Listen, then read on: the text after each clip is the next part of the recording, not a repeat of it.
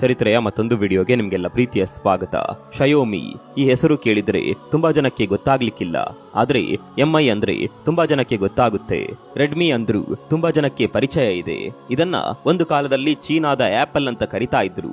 ಶಯೋಮಿ ಮಾರ್ಕೆಟ್ಗೆ ಬರ್ತಾ ಇದ್ದಂತೆ ಬಿರುಗಾಳಿಯನ್ನೇ ಎಬ್ಬಿಸಿತ್ತು.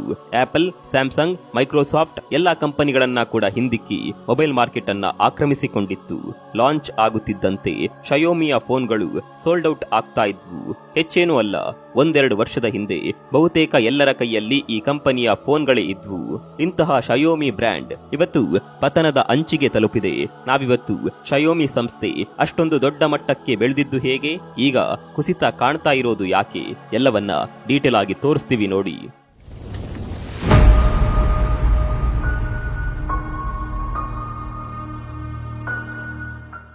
2014ರ ಹೊತ್ತಿಗೆ ಶಯೋಮಿ ಚೀನಾದಲ್ಲಿ ತುಂಬಾನೇ ಪಾಪ್ಯುಲರ್ ಆಗಿತ್ತು. ಭಾರತಕ್ಕೆ ಶಯೋಮಿ ಕಂಪನಿ ಎಂಟ್ರಿ ಕೊಟ್ಟಿದ್ರ ಹಿಂದೆ ಒಂದು ಕತೆ ಇದೆ. ಆಗ ಭಾರತದಲ್ಲಿ jabong.com ಅನ್ನುವ ಆನ್ಲೈನ್ ಸಂಸ್ಥೆ ಇತ್ತು. ಈ ಸಂಸ್ಥೆಯ ಕೋ ಫೌಂಡರ್ ಆಗಿದ್ದ ಮನುಕುಮಾರ್ ಜೈನ್ ಫಂಡಿಂಗ್ ಆಗಿ 2013ರಲ್ಲಿ ಚೀನಾಗೆ ಹೋಗ್ತಾರೆ. ಆಗ ಬೀಜಿಂಗ್ ನಲ್ಲಿ ಒಂದು ಕಾನ್ಫರೆನ್ಸ್ ನಡೀತಾ ಇತ್ತು. ಈ ಕಾನ್ಫರೆನ್ಸ್ ನಲ್ಲಿ ಮನುಕುಮಾರ್ ಜೈನ್ ಶಯೋಮಿ ಕಂಪನಿಯ ಮುಖ್ಯಸ್ಥ ಲೀ ಜುನ್ ಅವರನ್ನ ಭೇಟಿ ಆಗ್ತಾರೆ. ಮನುಗೆ ಶಯೋಮಿಯ ಬಿಸ್ನೆಸ್ ಮಾಡೆಲ್ ತುಂಬಾನೇ ಹಿಡಿಸುತ್ತೆ. ಇಷ್ಟೊಂದು ಕಡಿಮೆ ರೇಟ್ಗೆ ಸ್ಮಾರ್ಟ್ ಫೋನ್ ಮಾರಾಟ ಮಾಡಬಹುದು ಅಂದ್ರೆ ಖಂಡಿತವಾಗಿಯೂ ನಮ್ಮ ದೇಶದಲ್ಲಿ ಇದು ಕ್ಲಿಕ್ ಆಗುತ್ತೆ ಅನ್ನೋದು ಮನುಕುಮಾರ್ ಜೈನ್ಗೆ ಅರ್ಥವಾಗುತ್ತೆ. ಹೀಗಾಗಿ jabong.com ನ ಕೆಲಸ ಬಿಟ್ಟು ಭಾರತದಲ್ಲಿ ಶಯೋಮಿಯ ಉಸ್ತುವಾರಿ ವಹಿಸಿಕೊಂಡು ಬಿಡ್ತಾರೆ. ಮನುಕುಮಾರ್ ಭಾರತದ ಶಯೋಮಿ ಸಂಸ್ಥೆಯ ಮೊದಲ ಉದ್ಯೋಗಿ. 2014ರಲ್ಲಿ ಶಯೋಮಿ ತನ್ನ ಮೊದಲ ಸ್ಮಾರ್ಟ್ ಫೋನ್ ಅನ್ನ ಭಾರತದಲ್ಲಿ ಲಾಂಚ್ ಮಾಡುತ್ತೆ. ಅದರ ಹೆಸರು MI3. ಈ ಫೋನ್ ನಲ್ಲಿ ಕಡಿಮೆ ರೇಟ್ನ ಜೊತೆಗೆ ಒಳ್ಳೆಯ ಫೀಚರ್ ಸಿಕ್ಕಿದ್ದವು. ಇಷ್ಟೊಂದು ಕಡಿಮೆ ರೇಟ್ಗೆ ಅಷ್ಟು ಫೀಚರ್ಸ್ ಇರುವ ಫೋನ್ ಆ ಟೈಮ್ ನಲ್ಲಿ ಸಿಗ್ತಾನೆ ಇರಲಿಲ್ಲ. ಇಂಟ್ರೆಸ್ಟಿಂಗ್ ಸಂಗತಿ ಅಂದ್ರೆ ಈ ಫೋನ್ ಲಾಂಚ್ ಆಗೋದಕ್ಕೆ ಮುನ್ನವೇ ಭಾರತದಲ್ಲಿ ತುಂಬಾನೇ ಪಾಪ್ಯುಲರ್ ಆಗಿತ್ತು. ಭಾರಿ ಸದ್ದು ಮಾಡುತ್ತಲೇ ಶಯೋಮಿ ಭಾರತಕ್ಕೆ ಎಂಟ್ರಿ ಕೊಟ್ಟಿತ್ತು. ಇಂಟ್ರೆಸ್ಟಿಂಗ್ ಸಂಗತಿ ಏನ್ ಗೊತ್ತಾ, ಕೇವಲ 2 ನಿಮಿಷಕ್ಕೆ ಈ ಫೋನ್ ಸೋಲ್ಡ್ ಔಟ್ ಆಗುತ್ತೆ. ಈ ಫೋನ್ ಅಷ್ಟೊಂದು ಪಾಪ್ಯುಲರ್ ಆಗೋದಕ್ಕೆ ಕಾರಣ ಆನ್ಲೈನ್ ಮಾರ್ಕೆಟಿಂಗ್. ಅಂದಿನ ಕಾಲದಲ್ಲಿ ಹೆಚ್ಚಾಗಿ ಮೊಬೈಲ್ ಗಳನ್ನ ಶೋರೂಮ್ ಗಳಲ್ಲಿ ಮಾತ್ರ ಮಾರಾಟ ಮಾಡ್ತಾ ಇದ್ರು. ಆನ್ಲೈನ್ ಮಾರ್ಕೆಟಿಂಗ್ ನಿಂದ ಮೊದಲ ಬಾರಿಗೆ ಲಾಭ ಮಾಡಿಕೊಂಡಿದ್ದು ಇದೇ ಶಯೋಮಿ ಸಂಸ್ಥೆ. ಶಯೋಮಿ ಲೋಕಲ್ ಸ್ಟೋರ್ ಗಳಲ್ಲಿ ತನ್ನ ಫೋನ್ ಅನ್ನ ಮಾರಾಟ ಮಾಡಲೇ ಇಲ್ಲ, ಅದು ಆನ್ಲೈನ್ ಅನ್ನ ಮಾತ್ರ ಮಾರ್ಕೆಟ್ ಮಾಡಿಕೊಳ್ಳುತ್ತೆ. ಶಯೋಮಿಯ ಮೊದಲ ಫೋನ್ ಭಾರತದಲ್ಲಿ ತುಂಬಾನೇ ಸಕ್ಸಸ್ ಆಗುತ್ತೆ. ಆ ಸಕ್ಸಸ್ ನ ಬೆನ್ನಲ್ಲೇ ಶಯೋಮಿ ರೆಡ್ಮಿ 1S ಫೋನ್ ಅನ್ನ ಲಾಂಚ್ ಮಾಡುತ್ತೆ. ಇದರಲ್ಲೂ ಕೂಡ ಕಡಿಮೆ ರೇಟ್ಗೆ ಒಳ್ಳೆಯ ಫೀಚರ್ ಅನ್ನೇ ಕೊಡುತ್ತೆ ರೆಡ್ಮಿ. ಕೇವಲ 5,999 ರೂಪಾಯಿಗೆ ಮೊಬೈಲ್ ಸಿಗ್ತಾ ಇತ್ತು. ಇದಾದ ನಂತರ ರೆಡ್ಮಿ ನೋಟ್ ಮಾರ್ಕೆಟ್ಗೆ ಬರುತ್ತೆ. ಇದರ ಬೆಲೆ 8,999 ಆಗಿರುತ್ತೆ. ಈ ಫೋನ್ಗಳು ಶಯೋಮಿಗೆ ಭಾರತದಲ್ಲಿ ಒಂದು ಬ್ರ್ಯಾಂಡ್ ನೇಮ್ ಕೊಟ್ಟು ಬಿಡುತ್ತೆ. ಶಯೋಮಿ ಕಂಪನಿಯ ಫೋನ್ಗಳಿಗೆ ಬೇಡಿಕೆ ಹೆಚ್ಚಾಗುತ್ತಾ ಹೋಗುತ್ತೆ. ಯಾವ ಮಟ್ಟಿಗೆ ಆಗ ಶಯೋಮಿ ಬೆಳೆದು ಬಿಟ್ಟಿತ್ತು ಅಂದ್ರೆ, ಫೋನ್ ಅಂದ್ರೆ ಶಯೋಮಿಯ MI, ರೆಡ್ಮಿ ಅನ್ನುವ ಮಟ್ಟಿಗೆ ಈ ಫೋನ್ಗಳು ಮೊಬೈಲ್ ಮಾರ್ಕೆಟ್ ಅನ್ನ ಕಬ್ಜಾ ಮಾಡಿ ಬಿಟ್ಟಿದ್ವು. ಇದಾದ ನಂತರ ಶಯೋಮಿ ಬೇರೆ ಬೇರೆ ಸೀರೀಸ್ ನ ಫೋನ್ ಗಳನ್ನ ಲಾಂಚ್ ಮಾಡುತ್ತೆ. ಕಡಿಮೆ ರೇಟ್ ನಲ್ಲಿ ಅಷ್ಟೊಂದು ಫೀಚರ್ ಸಿಗುತ್ತೆ ಅಂದ್ರೆ ಯಾರಿಗೆ ಬೇಡ ಹೇಳಿ, ಎಲ್ಲರೂ ಮುಗಿಬಿದ್ದು ತೆಗೆದುಕೊಳ್ಳೋದಕ್ಕೆ ಶುರು ಮಾಡ್ತಾರೆ. ರೆಡ್ಮಿ ನೋಟ್ ಸೀರೀಸ್ ಬಂದ ಮೇಲಂತೂ ಶಯೋಮಿಯ ಬ್ರ್ಯಾಂಡ್ ವ್ಯಾಲ್ಯೂ ಮತ್ತಷ್ಟು ಹೆಚ್ಚಾಗುತ್ತೆ. ಜನ ಈ ನೋಟ್ ಸೀರೀಸ್ ಗಾಗಿ ತಿಂಗಳುಗಟ್ಲೆ ಕಾಯೋದಕ್ಕೆ ಶುರು ಮಾಡಿದ್ರು. 2017ರ ಹೊತ್ತಿಗೆ ಶಯೋಮಿ ಬೇರೆ ಮೊಬೈಲ್ ಬ್ರ್ಯಾಂಡ್ ಗಳನ್ನ ಹಿಂದಿಕ್ಕಿ ಮುಂದೆ ಹೋಗಿ ಆಗಿರುತ್ತೆ. ಭಾರತದ ಸ್ಮಾರ್ಟ್ ಫೋನ್ ಮಾರ್ಕೆಟ್ ನಲ್ಲಿ ಶಯೋಮಿ ನಂಬರ್ 1 ಸ್ಥಾನವನ್ನ ಪಡೆಯುತ್ತೆ. ಶಯೋಮಿ ಜನರಿಗೆ ಬೇಕಾದದ್ದನ್ನ ಎಲ್ಲವನ್ನ ಕೊಟ್ಟಿತ್ತು. ಮೊದಲು ಸ್ಮಾರ್ಟ್ ಫೋನ್ಗಳು ಬಂದಾಗ ಅದರ ಬ್ಯಾಟರಿ ತುಂಬಾ ಹೊತ್ತು ಇರ್ತಾ ಇರಲಿಲ್ಲ. ಇದನ್ನ ಬಳಕೆ ಮಾಡುವಾಗ ಜನರಿಗೆ ಕಂಫರ್ಟೇಬಲ್ ಆಗೋದಿಲ್ಲ. ಕೀಪ್ಯಾಡ್ ನ ಬ್ಯಾಟರಿ ಎಷ್ಟು ಹೊತ್ತು ಬರ್ತಾ ಇತ್ತು ಅನ್ನೋದು ನಿಮಗೆ ಗೊತ್ತಿರಬಹುದು.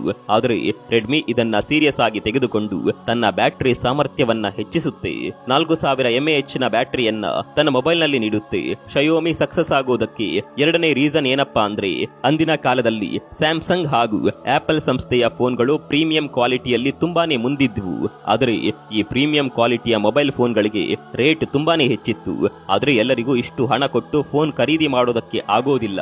ಹೀಗಾಗಿ ಶಯೋಮಿ ಇದನ್ನೇ ಉಪಯೋಗ ಮಾಡಿಕೊಂಡು ತನ್ನ ಮಾರ್ಕೆಟ್ ಅನ್ನ ವಿಸ್ತರಣೆ ಮಾಡುತ್ತಾ ಹೋಗುತ್ತೆ. 2017ರಲ್ಲಿ ಶಯೋಮಿ ಸಂಸ್ಥೆ ಭಾರತದಲ್ಲಿ ಅತಿ ಹೆಚ್ಚು ಮೊಬೈಲ್ ಮೊಬೈಲ್ಗಳನ್ನ ಮಾರಾಟ ಮಾಡುತ್ತೆ. ಇಂಟ್ರೆಸ್ಟಿಂಗ್ ಸಂಗತಿ ಅಂದ್ರೆ ಇಷ್ಟೊಂದು ದೊಡ್ಡ ಹಂತಕ್ಕೆ ಬರೋದಕ್ಕೆ ಶಯೋಮಿ ಪ್ರಮೋಷನ್ಗೆ ಹೆಚ್ಚೇನು ಖರ್ಚು ಮಾಡಲೇ ಇಲ್ಲ. 2020ರವರೆಗೂ ಶಯೋಮಿ ಭಾರತದಲ್ಲಿ ನಂಬರ್ 1 ಸ್ಥಾನದಲ್ಲಿಯೇ ಇತ್ತು. ಮುಂದೆ ಶುರುವಾಗೋದೇ ಶಯೋಮಿ ಸಾಮ್ರಾಜ್ಯದ ಕುಸಿತ. 2020ರಲ್ಲಿ 27% ಶಯೋಮಿಯ ಮಾರ್ಕೆಟ್ ಶೇರ್ 2022ಕ್ಕೆ ಬರುವ ಹೊತ್ತಿನಲ್ಲಿ ಅದು 16% ಬಂದು ಕುಸಿಯುತ್ತೆ. ಮತ್ತೊಂದು ಕಡೆ ವಿವೋ ಮತ್ತು ಸ್ಯಾಮ್ಸಂಗ್ ನಿಧಾನವಾಗಿ ಶಯೋಮಿ ಮಾರ್ಕೆಟ್ ಅನ್ನ ಆವರಿಸಿಕೊಂಡು ಬಿಡುತ್ತೆ. ಅಷ್ಟಕ್ಕೂ ಶಯೋಮಿ ಸಾಮ್ರಾಜ್ಯ ಇದ್ದಕ್ಕಿದ್ದ ಹಾಗೆ ಕುಸಿತ ಕಾಣಲು ಕಾರಣವೇನು ಅಂತೀರಾ? ತೋರಿಸ್ತೀವಿ ನೋಡಿ. ರೆಡ್ಮಿ ಭಾರತದ ಮಾರ್ಕೆಟ್ಗೆ ಎಂಟ್ರಿ ಕೊಟ್ಟಾಗ ಕಡಿಮೆ ರೇಟ್ನ ಮೊಬೈಲ್ ಫೋನ್ಗಳಿಗೆ ಫೇಮಸ್ ಆಗಿತ್ತು. ಆದರೆ ನಮ್ಮ ಜನ ಯಾವತ್ತೂ ಕೂಡ ಒಂದೇ ರೀತಿ ಇರೋದಿಲ್ಲ ಅಲ್ವಾ? ಅವರು ಬೇಗ ಬದಲಾಗ್ತಾರೆ. ಅವತ್ತು 10,000 ರೂಪಾಯಿಯ ಮೊಬೈಲ್ ಬಳಕೆ ಮಾಡ್ತಾ ಇದ್ದವರು ಇವತ್ತು ಕಾಸ್ಟ್ಲಿ ಮೊಬೈಲ್ಗಳ ಕಡೆಗೆ ಹೆಚ್ಚಿನ ಒಲವು ವ್ಯಕ್ತಪಡಿಸ್ತಾರೆ. ಹೆಚ್ಚು ಕಾಸ್ಟ್ಲಿಯ ಮೊಬೈಲ್ಗಳು ಜನರಿಗೆ ಇಷ್ಟವಾಗೋದಕ್ಕೆ ಶುರುವಾಗುತ್ತೆ. ಒಂದು ಕಾಲದಲ್ಲಿ ಕಡಿಮೆ ಬೆಲೆ ಕಡೆಗೆ ಅಟ್ರಾಕ್ಟ್ ಆಗಿದ್ದ ಜನ ಈಗ ಪ್ರೀಮಿಯಂ ಫೋನ್ಗಳ ಕಡೆಗೆ ಮುಖ ಮಾಡಿದ್ದಾರೆ. ಆದ್ರೆ ಶಯೋಮಿಯ ಬಳಿ ಯಾವುದೇ ಪ್ರೀಮಿಯಂ ಫೋನ್ಗಳು ಇರ್ತಾ ಇರಲಿಲ್ಲ. ಇದೇ ಕಾರಣಕ್ಕೆ ತನ್ನ ಮಾರ್ಕೆಟ್ ಕುಸಿತವಾಗುತ್ತಿದೆ ಅನ್ನೋದು ಗೊತ್ತಾಗುತ್ತಿದ್ದಂತೆ ಶಯೋಮಿ ಕೂಡ ಪ್ರೀಮಿಯಂ ಮೊಬೈಲ್ಗಳನ್ನ ಲಾಂಚ್ ಮಾಡುತ್ತೆ. ಆದರೆ ಅದು ಸಕ್ಸಸ್ ಆಗೋದಿಲ್ಲ. ಮೊದಲು ಶಯೋಮಿಯ ಆಪರೇಟಿಂಗ್ ಸಿಸ್ಟಮ್ ತುಂಬಾನೇ ಚೆನ್ನಾಗಿತ್ತು. ಆದರೆ ಈಗಿನ ಆಪರೇಟಿಂಗ್ ಸಿಸ್ಟಮ್ ಚೆನ್ನಾಗಿಲ್ಲ. ಅದರಲ್ಲಿ ತುಂಬಾನೇ ಪ್ರೀ ಇನ್ಸ್ಟಾಲ್ಡ್ ಆಪ್ಗಳು ಬರ್ತಾವೆ. ಅದು ಬ್ಯಾಟರಿಯನ್ನ ಡ್ರೈ ಮಾಡುತ್ತೆ. ಬ್ಯಾಟರಿ ಡ್ರೈ ಆಗ್ತಾ ಇದೆ ಅಂತ ಅವುಗಳನ್ನ ಅನ್ಇನ್ಸ್ಟಾಲ್ ಮಾಡೋದಕ್ಕೆ ಕೂಡ ಆಗೋದಿಲ್ಲ. ಇದರ ಜೊತೆಗೆ ಶಯೋಮಿ ಮೊಬೈಲ್ಗಳಲ್ಲಿ ತುಂಬಾನೇ ಪ್ರಾಬ್ಲಮ್ಗಳಿದೆ. ಫೋನ್ ಓವರ್ ಹಿಟ್ ಆಗುತ್ತೆ, GPS ಇಶ್ಯೂ ಇದೆ, ಬ್ಯಾಟರಿ ಲೈಫ್ ಇಲ್ಲ, ಹೀಗೆ ಸಾಲು ಸಮಸ್ಯೆಗಳು ಒಂದಾದ ನಂತರ ಒಂದು ಬರ್ತಾ ಇದೆ. ಕ್ಯಾಮ್ರಾ ಕೂಡ ಮೊದಲ ಹಾಗೆ ಕ್ಲಾರಿಟಿ ಇಲ್ಲ ಅನ್ನುವ ಆರೋಪ ಕೂಡ ಇದೆ. ಫೋನ್ನ ಕ್ಯಾಮ್ರಾ ಓಪನ್ ಮಾಡಿದಾಗ ಬ್ಲಾಕ್ ಸ್ಕ್ರೀನ್ ಬರುವ ಸಮಸ್ಯೆಗಳು ಬರೋದಕ್ಕೆ ಶುರುವಾಗುತ್ತೆ. ಮದರ್ ಬೋರ್ಡ್ ಕೂಡ ಚೆನ್ನಾಗಿಲ್ಲ ಅನ್ನೋದು ಗ್ರಾಹಕರ ವಾದ. ಇತ್ತೀಚೆಗೆ ಬಂದ ಶಯೋಮಿಯ ಎಲ್ಲಾ ಪ್ರೀಮಿಯಂ ಫೋನ್ಗಳಲ್ಲಿ ಇಂತಹ ಸಮಸ್ಯೆಗಳು ತುಂಬಾನೇ ಇದೆ. ಹೀಗಾಗಿ ಶಯೋಮಿ ಮೇಲೆ ಇದ್ದ ನಂಬಿಕೆಯನ್ನ ಕಳೆದುಕೊಂಡು ಬರ್ತಾರೆ ಜನ. ಒಂದು ಕಾಲದಲ್ಲಿದ್ದ ನೋಟ್ ಸೀರೀಸ್ ನ ಕ್ರೇಜ್ ಈಗ ಪಾತಾಳಕ್ಕೆ ಕುಸಿದಿದೆ. ಶಯೋಮಿ ಅನ್ನುವ ಒಂದು ಬ್ರ್ಯಾಂಡ್ ಇತ್ತು ಅನ್ನೋದನ್ನೇ ಜನ ಮರೆತು ಬಿಟ್ಟಿದ್ದಾರೆ. ಇದೇ ಪ್ರೈಸ್ ರೇಂಜ್ ನಲ್ಲಿ ಇದೀಗ ಒನ್ ಪ್ಲಸ್, ವಿವೋ, ಸ್ಯಾಮ್ಸಂಗ್ ನಂತಹ ಕಂಪನಿಗಳು ಒಳ್ಳೆಯ ಫೋನ್ಗಳನ್ನೇ ಮಾರಾಟ ಮಾಡ್ತಾ ಇವೆ. ನಿಧಾನವಾಗಿ ಶಯೋಮಿಯ ಮಾರ್ಕೆಟ್ ಶೇರ್ ಅನ್ನ ಈ ಕಂಪನಿಗಳು ಆವರಿಸಿಕೊಳ್ತಾ ಬರ್ತಾ ಇದೆ. ಶಯೋಮಿಗೆ ಇವತ್ತು ಈ ಪರಿಸ್ಥಿತಿ ಬರೋದಕ್ಕೆ ಕಾರಣ ಶಯೋಮಿ ಕಂಪನಿಯಿಂದ ತುಂಬಾನೇ ಇಂಪಾರ್ಟೆಂಟ್ ಸದಸ್ಯರು ಹೊರಗೆ ಬಂದಿದ್ದು. ಭಾರತದಲ್ಲಿ ಶಯೋಮಿ ಕಂಪನಿ ಆರಂಭಿಸಿದ ಮನುಕುಮಾರ್ ಜೈನ್ ಶಯೋಮಿ ಕಂಪನಿಯನ್ನ ಬಿಟ್ಟು ಹೋಗ್ತಾರೆ. ಮನುಕುಮಾರ್ ಜೈನ್ಗೆ ಭಾರತದ ಮಾರ್ಕೆಟ್ ಮೇಲೆ ಚೆನ್ನಾಗಿಯೇ ಹಿಡಿತಾ ಇತ್ತು. ಆದ್ರೆ ಮನುಕುಮಾರ್ ಕಂಪನಿ ಬಿಟ್ಟು ಹೋದ ಮೇಲೆ ಬೇರೆ ಯಾರಿಂದಲೂ ಈ ಹಿಡಿತ ಸಾಧಿಸೋದಕ್ಕೆ ಸಾಧ್ಯವಾಗಿಲ್ಲ. ಇದನ್ನೆಲ್ಲ ಬಿಟ್ಟು ಕೂಡ ಒಂದು ಕಾರಣ ಇದೆ. ಅದೇನಪ್ಪಾ ಅಂದ್ರೆ ಶಯೋಮಿ ಒಂದೇ ಪ್ರೈಸ್ ರೇಂಜ್ ನಲ್ಲಿ ಬೇರೆ ಮಾಡೆಲ್ನ ಫೋನ್ಗಳನ್ನ ಲಾಂಚ್ ಮಾಡುತ್ತೆ. ಇದು ಗ್ರಾಹಕರನ್ನ ತುಂಬಾನೇ ಕನ್ಫ್ಯೂಸ್ ಮಾಡಿತ್ತು.